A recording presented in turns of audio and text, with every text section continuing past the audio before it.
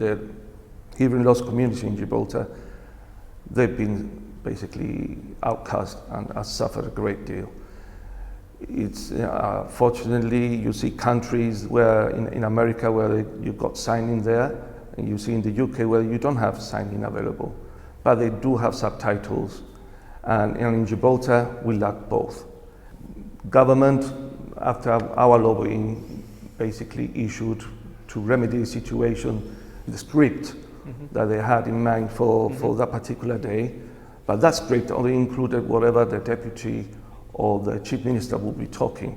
So if they had invited Dr. Rawal or the commissioner of police, that script wasn't handed us for us to distribute.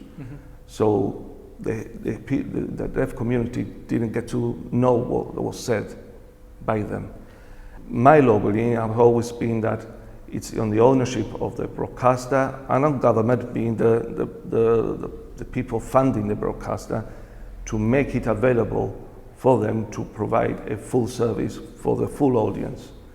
I know that some senior citizens might not be technologically minded. They might rely on GBC for their local news, not on Twitter or Facebook.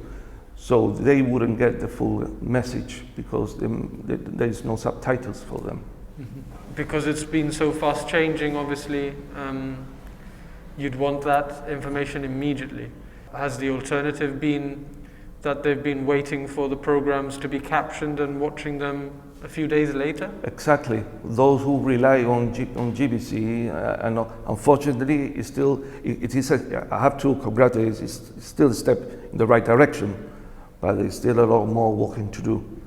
And because of the delay? Exactly, because especially because of what we're dealing with. We're dealing with a pandemic, and people need to react in a timely manner, and it is disheartening for me, and it feels on occasion like a smack on my face, that government have been saying, yeah, we'll help you. We have BSL interpretation for the civil service. In future, we might consider, and I've given, and they always said, the thing is we don't have any interpreters in Gibraltar, but I've basically in government and in the Department of Education, I've given them details of interpreters that are either in the region or nearby that could drive here in the next 1 hour or 2 hours, make themselves available, and to use them. You have seen them in Jibanco Literacy Festival. They've set up a BSL interpreter. You see them on national days, but you don't see them when it's most needed, when it's a public health matter, when it's a pandemic.